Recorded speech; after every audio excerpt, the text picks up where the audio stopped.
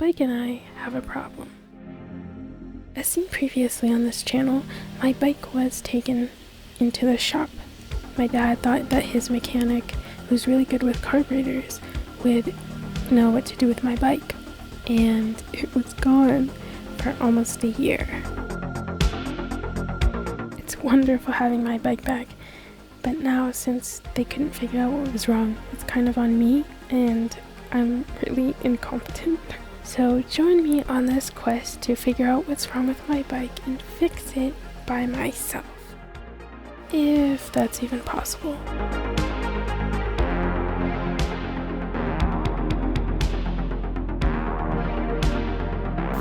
First thing I tried to tackle was the idling issue.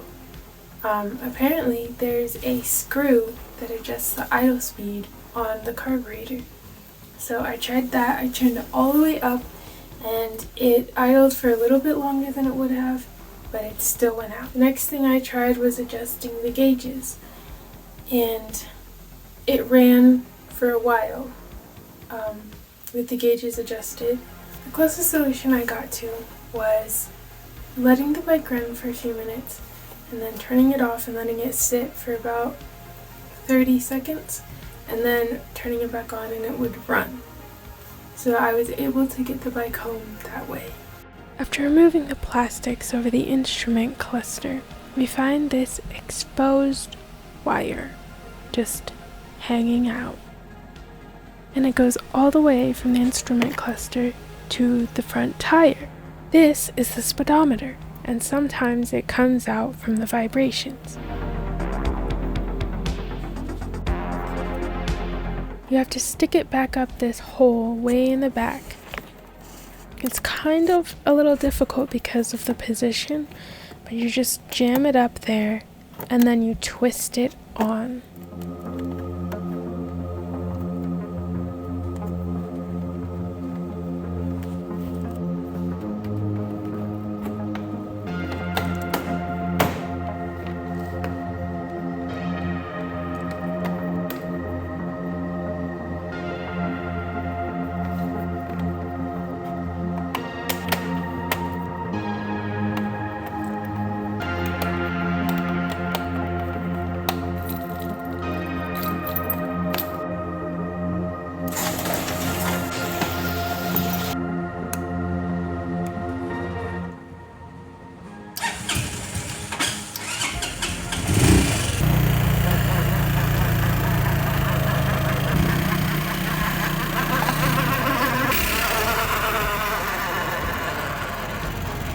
Not idling, fixed. Speedometer, kind of fixed. I'm kind of scared about that noise, but But before I can drive my scooter home, I have to get my motorcycle endorsement.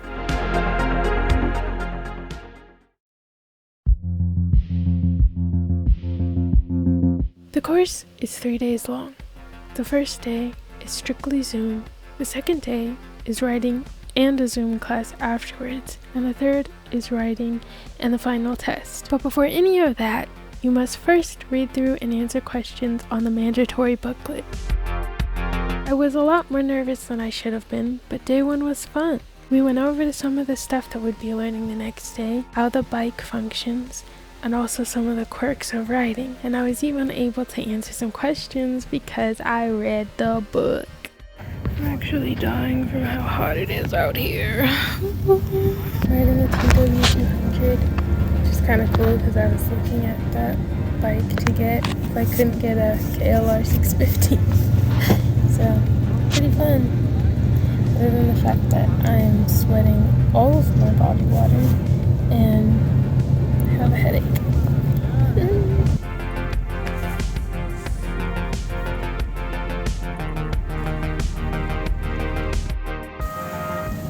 It's still hot out, but there's a nice breeze, so it's not as bad as it was yesterday. I started drinking water early in the morning instead of waiting till like 11. After I'd sweat all my water out, there was not really any wind yesterday at all. We're also moving more. We're not just sitting on the bikes the whole time. And it's more fun. We're actually doing more riding, doing tight corners, slow corner maneuvers, but then also speeding up stuff. So lane changing, stuff like that. It's fun. fun. Yeah, it's better.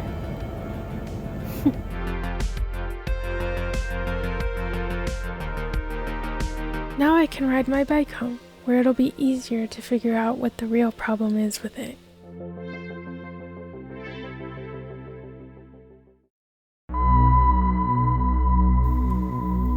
So I'm like halfway home now. I just got to get some water. Well, to get my water. I hope you can hear me. It's been kind of hard. The bike keeps stalling in the road, which is very embarrassing and annoying. But it's been fun. So, ta-da. Made it back home. It was fun after when I stopped and made the last clip. This is the second time it happened, so I think this is what I need to do. If I let the bike run for 3-4 minutes and then turn it off for 2 minutes, then it won't idle. That's better than stopping in the middle of traffic, which I did on the way home. Okay, so after this recording, I rode it to my grandma's house. It was fine and dandy. I brought it home. It was raining. I braked in the middle of a turn. I kind of dropped the bike and rolled. That was not very fun. After that, the bike wouldn't start.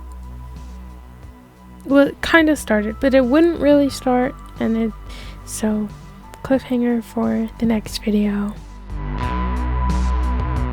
Vidéo terminée, au revoir.